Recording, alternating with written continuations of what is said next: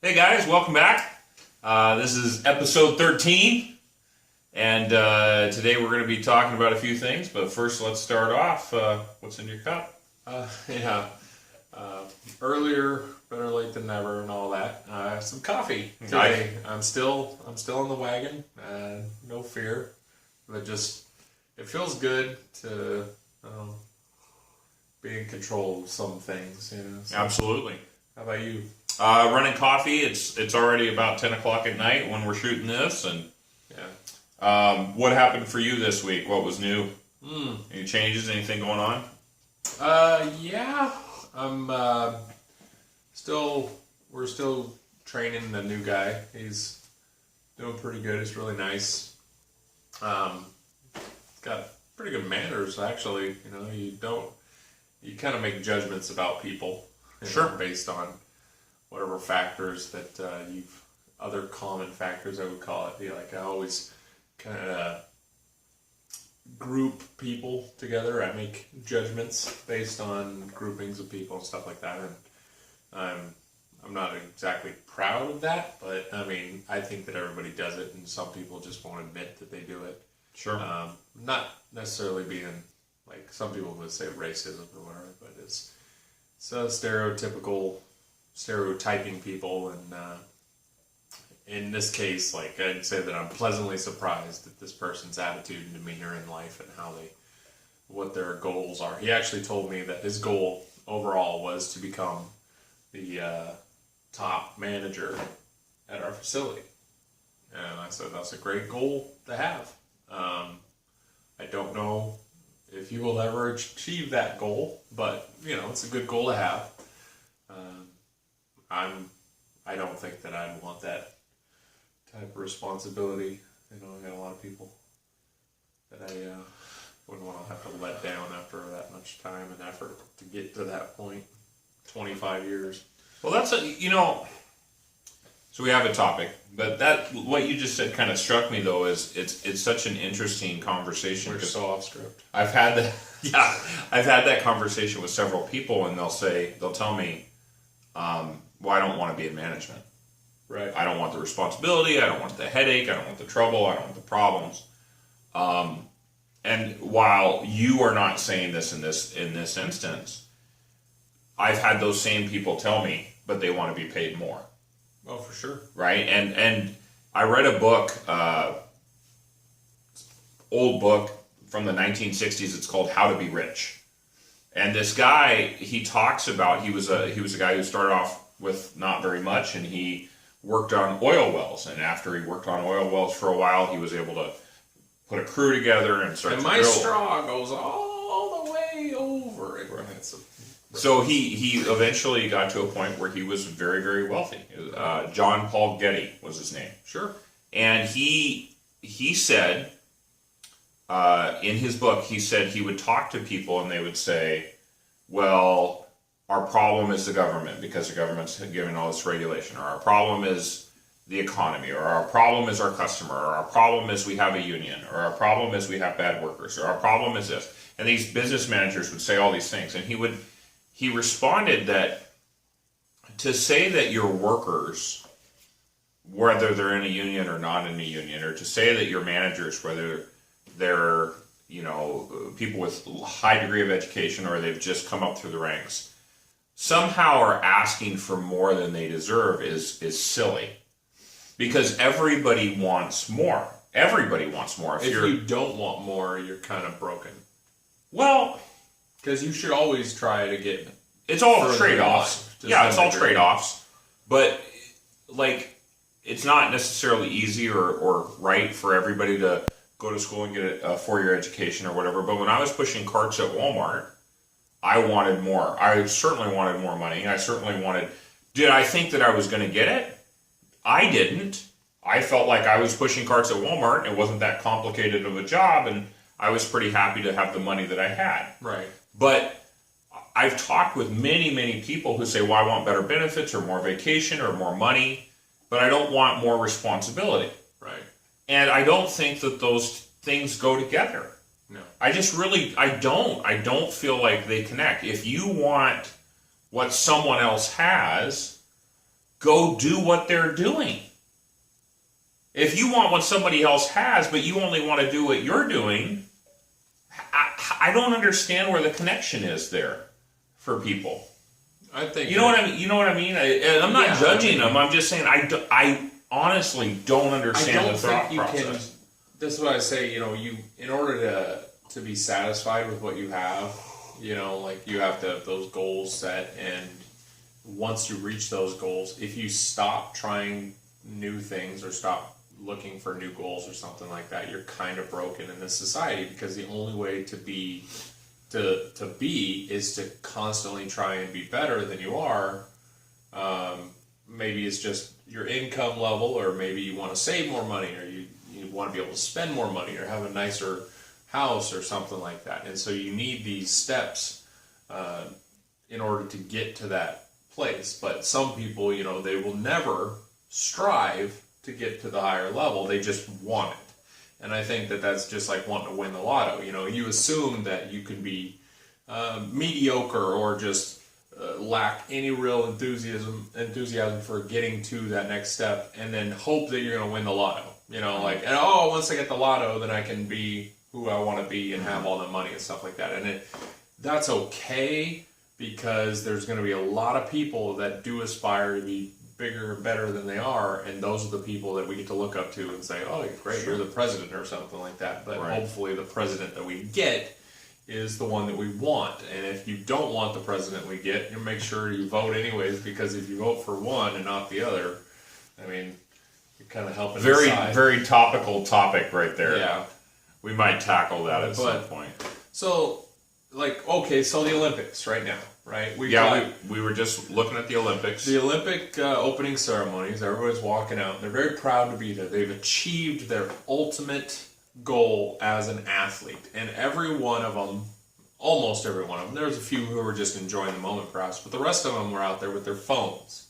And there are GoPros and everything like that. And they were literally taking pictures of the environment. If you can imagine this as a person on their side, you got to say, well, I want to remember this moment forever. I would say that you don't have to, because you've got a camera in your face and you can get a copy of the video and watch that and get even better shots than the ones you're getting with your phone while you're jumping it all over the screen. And they're taking pictures of the crowd, which they're doing with their eyes actively, so hopefully they remember. And then they're turning the camera around every once in a while to take a selfie for themselves or something like that. But this is all during the opening ceremony. They're walking in, they're representing their country, and they just got their phone out. And it's like they're not really representing their country, they're representing iPhone or HTC or Galaxy. Some of them are probably trying to catch Pokemon or something. Probably. I mean, that's the real the craze right now. Your kid gets up to that point, and you get to be proud of them and stuff like that, and you say, "Oh, look, there's Pikachu. He got a gold medal! Yay!" Don't name your kid Pikachu if you can help it. I've heard that that's kind of a thing that's going on. They might not be naming their kids exactly Pokemon names, Bulbasaur and Charizard or whatever his name is, or Lickitung, Charnberger. But they are in some ways influencing who their child might become by just naming them a certain name, like people that have names like Honor or something like that. Hopefully that girl doesn't decide to become a stripper or something, but she's she's got a big name to live up to in a sense. So for anybody who doesn't know, there's a game out, you play it with your phone. It's called Pokemon Go. Pokemon Go. It's pretty common right now. Everybody's really excited about it. It doesn't work on the phone that I have because my phone doesn't have apps, and I get texts the day after they're sent. But it's been on the news. People have been talking about it. People in traffic. People have died trying to stop in the freeway, and to your point, I always hesitate when I feel like maybe I've reached some point in my growth or my age where I look at the things that young people are doing, and I become judgmental because of youth. So I don't want to become judgmental just because of youth. I understand that people are having fun and they're playing a game that they enjoy, and that's fine. But to your point, right? Don't name your kid Pikachu. Like, Right. don't allow something that you love necessarily to control your whole life and dictate other people's lives around you in such a way that it's all that you do. Right. The only thing that I would say is so good about this game is, like, I am not a player. I couldn't play. I literally downloaded it a couple of days after I heard about it. I was like, oh, free game, fun. I got time to kill her once in a while. And it doesn't work with my phone. I have a pretty decent phone. It's got a big screen and a great camera and all this good stuff, but I can't catch a Pokemon. So I said, forget it, delete it, done. Now I just look at all the other people in judgment. And I say, wow, what losers. But the people that are playing the game, that are homebodies who are now out and about, are probably taking more steps on a daily basis than the average person when they got their first Fitbit or something. They were like, oh, I'm going to take a lot more steps now. You were going to probably take the same amount of steps anyways, honestly. You just now had a goal that you could track. It didn't make a difference. I've seen people doing it. They're walking around face down. They're looking at their phone. Hopefully they don't walk into traffic Right. in the middle of it, but they're getting out at least at this point, as That's a opposed good to just thing. being stuck behind it. That is the only good thing. Other than that, stop. Just quit. It's no point. Don't let it influence the rest of the world. It really will not matter in a year, 6 months from now. Don't buy gadgets and things to vibrate when you got a Pokemon near you. It's already built into your phone, so don't bother. Why do you think? I heard this. I watched this video on social movements, and it basically said that we all have the tendency as humans to kind of potentially jump onto a social movement because it's just because it's bigger than we are. Right. Like there's be a part. the initial user and they're passionate about it, or they're passionate about the thing that they're doing, and then there's a couple of first early adopters who try it, and then it essentially social movements reach some kind of critical mass, and all of a sudden then everybody's wanting to get on board. Right. You see this in if there's a new stock and people who invest in stocks are all of a sudden they all want to get into this new stock, or people who adopt a hobby or something like Pinterest or Facebook where we share it or we do some kind of a challenge or these efforts to connect people together, and then all of a sudden it seems like everyone is doing it all the time. Right. And then it's the next thing. It's the news cycle, 72-hour news cycle, where something is so popular for such a short period of time. And even though things like Pinterest and Twitter and all these things have lasted or outlasted their bubble phase, where you think that it would just get so big and burst and everybody's going to move on to the next thing, more and more it seems like no one is leaving these bubbles. They're just joining new ones. And so eventually I expect that there won't be people anymore. It'll just be this online entity in some way, shape, or form. Like the Pokemon Go app at least gets these people out and about, but they can still go home and rant on a YouTube video or troll somebody or leave angry Facebook posts or just look at Facebook, and not even people they know, people they might know. You know what I mean? Like that's the worst part of Facebook, in my opinion, is that they're constantly trying to get me to know other people. Like frankly, I just want Facebook for close friends and family. I don't need. If I don't already know you, I don't know you, I don't know you. Is essentially what I'm saying. I don't want to meet you through Facebook, and that's our only connection. Right. I don't need 1,000 friends. It's just not going to happen. You guys are my friends. That's pretty much it. That's the only people I reach out to. And if you are joining, let's say you are actively using 3 different semi-social media type outlets. Facebook is number 1, Pinterest is number 2, and now you're a Pokemon goer and you're going out to all these Pokestops and everything like that. What do you have time for other than that? Because since it's a mobile device and you're getting alerts and you're just checking in constantly. I do it myself, but I'm usually, I'm trying to find the next great deal online or something on eBay or something like that so I can buy it and own things. But I buy everything cheap. That's my motto. It's like, I'm not cheap necessarily, but I don't pay full price for anything. If I have to pay full price, then I'm getting screwed, because there's so many things out in this world that the next big thing comes out, the thing before it got a little bit cheaper, and that's when I step in.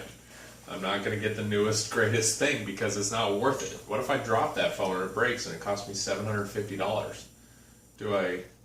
Even in insurance now, you still have to pay something. So step back, remove yourself if you can from these bubbles in some way, and say, like, do I really need to be getting notified every time somebody likes a new pasta dish? Like, we all like what we like, and if you tell somebody in person now, like, maybe you can't, they're too far away or something like that, and you really want to share it with them, but you have ways to reach out to people that don't necessarily involve just saying, hey, check out my link or my page or something like that, and look at all my 55,000 interests. You don't have time. Something that kind of strikes me about that is that this act of, like, I can't remember if I know we talked about it, but I don't remember if we put it in the video, is this act of living your life according to star ratings. Mm-hmm. Like, just the fact that it seems like everything is becoming rated. Right. Everything is becoming this, it's not even really a measurable system, but it's, 5 stars or 3 thumbs ups or, 9.3 out of 10. But it seems like our society's moving towards this phase where we have this made-up metric, right? What does 5 stars mean? Does that mean I'll like it? I don't know. It means you should like it. It means you should like it. Somebody's opinion. But somebody liked it.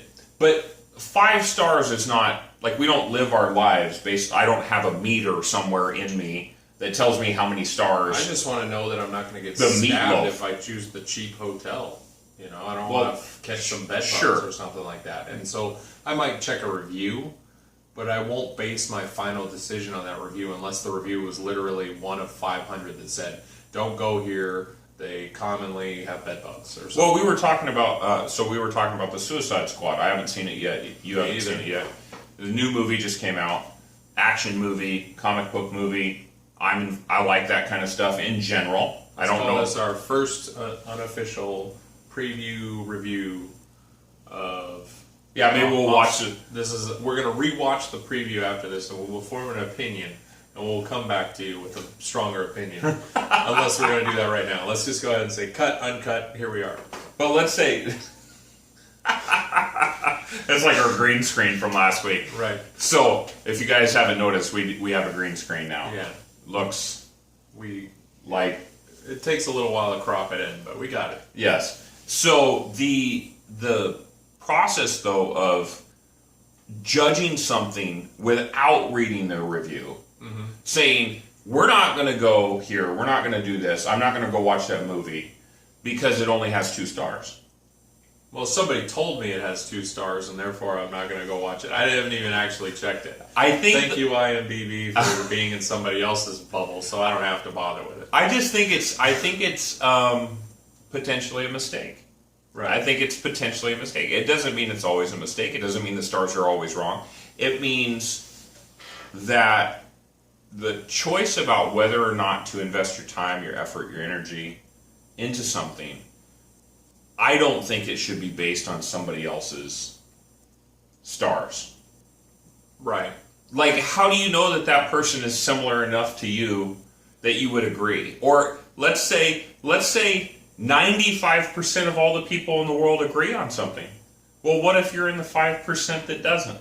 But you like it anyways because it's quirky? Or sure. I typically like humor that is too smart for its own good. Like, if someone is very deadpan, I find that more appealing than someone who's slapstick. You know what I mean? Like, I'd rather hear the joke and have to understand it than have somebody explain the punchline to me in the middle of the joke. So I think that no matter what it is, if I'm watching a movie, I have to mentally flip that switch in the beginning where I'm not going to be hypercritical right now, and I typically am. Like, watch a TV commercial, there's this commercial about how everybody's coming together and everything's all special and everything, and drive a Ford. Like, it really doesn't matter. Or we saw the tires. We saw that tires commercial, like, people are like diving through the street. They're trying to somehow it's all connect Olympics. It's all the Olympics to a tire company, and I was like, "What? No, it's a sponsor. Fine. It doesn't make any sense. Tell me your tire is going to keep me from slipping off the road in the ice and snow, and I'll be happier with that. I don't need to know that it travels through space and time, matter, antimatter, to get me where I'm going at the exact same speed I was already going. I don't need to know that. My brakes are what stop the car, not the tire." So, yeah. So it's ridiculous. Obviously, a lot of spaghetti in this episode, confluence of thought. But when we look at these topics of things like the Pokemon Go, things like where you're not pursuing your personal best, things like where you're not you're not really experiencing life for yourself. I feel like the common thread there is that you're not making your own decisions fully, right? You say, well, I don't want to be a manager because of how somebody else was a manager. Well, you're a different person than they are. You'd be a different kind of a manager. You'd have a different experience. Maybe it'd be a different company. You don't know, right? If you play Pokemon and that's your entire life, like you could do with any video game or any movie or any hobby, you could make remote control airplanes too much, right, such that you run your family out of money and, don't go to work anymore. So anything can become addictive. Anything could look scary before you go into it. And with the star ratings or with these reviews online, maybe those things are accurate, maybe they're not accurate, and you could be missing out on life. And so you're not making your decision based on your experience, you're making your decision based on somebody else's experience in life. Or whatever. Or the craze, or the hot thing at the moment. And I think that there is caution to be had when we look at our lives, when we look at the things that we want to experience. And we don't really own that decision. We kind of take that decision and we give it away to somebody else, or we give that decision away to somebody else's experience, and you end up naming your kid Pikachu. Yeah, that would probably be my... for final thoughts for me, that's basically it, is you can't let these things, these crazes, become so influential that you adapt your life or someone else's life. That's why I specifically don't name your kid Pikachu. They're naming their kids after, they're taking the influence, not from the 50,000 names and origins book anymore. Now it's from, whether or not I'm going to name my kid Kim because of a Kardashian or something like that. Like, popularity has to be secondary, for future, because it's not going to be popular forever, no matter what it is. And I grew up not necessarily liking my name because there was so many other kids named Ryan, so I had a problem with that, and I wanted to change it in my last name and everything because it was hard to spell for so many stupid people. But maybe we misspelled it in the beginning and everybody else has been trying to correct it ever since. I don't know. But you have to make your own decisions every time you have the chance. If you want to enjoy something, enjoy it, but don't let you be lost in something else like this, because it's not going to be worth it in the end. Not 6 months from now anyway. So you'll find something new, or you will be part of the next thing. And so my coworker was telling me that his family had come to town for a funeral. Okay. They were all playing Pokemon Go. That seems like a mistake. It seems like a mistake. That's so that their outside lives, they couldn't, maybe they did, I don't know. That's just what he mentioned to me. But it's like you have to, be objective and really narrow it down. Like, when can you put these things away, or when can you maybe just be, part of the situation as opposed to having to be like 100% involved in somebody else's bubble.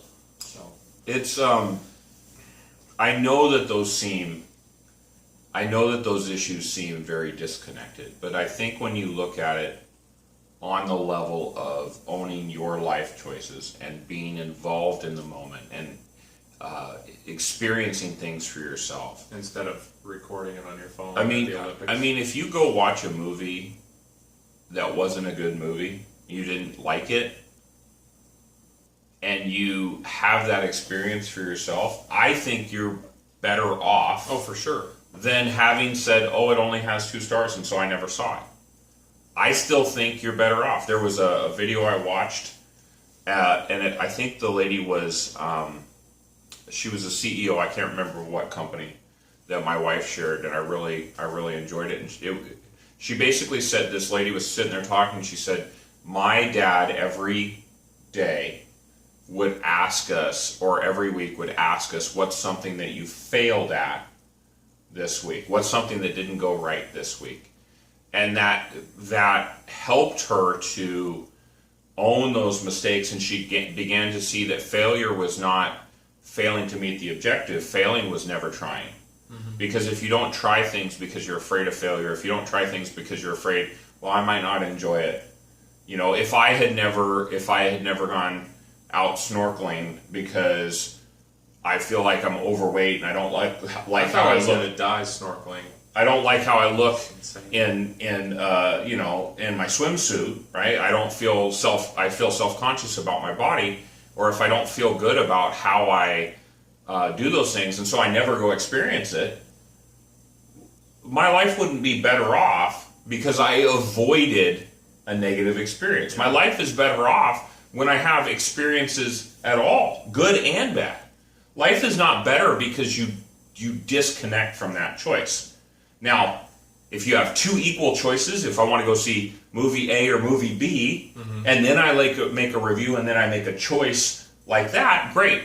You're making a choice between 2 things. But if you say, well, my choices are stay home tonight and do nothing, or go out and see a movie, you look up the movie you wanted to see, it has 2 stars, so you just don't go, and you experience nothing of that, your life is not more rich for that avoidance of a potential. You watch something with subtitles that has 5 stars. That's what you do. No. Foreign films are great.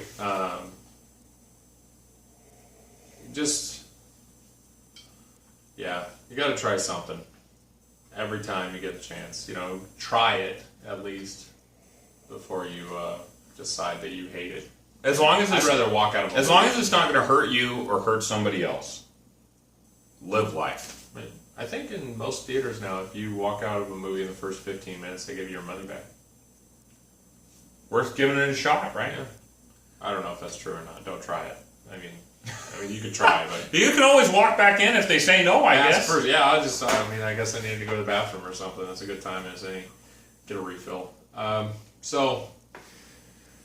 has been a little bit of a ranter, whatever. Just we're trying to be everything we want to be in this thing, so that's why we keep doing it. Yeah, if we were afraid of the failure of this, maybe we wouldn't have started. And I think we've enjoyed it. Yeah. I know I've enjoyed it for sure, and I'm a YouTube star. We're learning things as we go. Yeah. It's getting a little bit easier for us to get set up. It's getting a little bit easier for us to put the videos together. It's getting easier to name them. Yeah. And so, guys, thanks so much for watching this week. We appreciate it as always. Yeah. Have a great week. Subscribe, like, dislike. Please don't. I know you like it. Why are you watching this much? Like it. Anyways. Comments are even welcome. Comments are great. All right. So we'll see you next time. All right. Bye.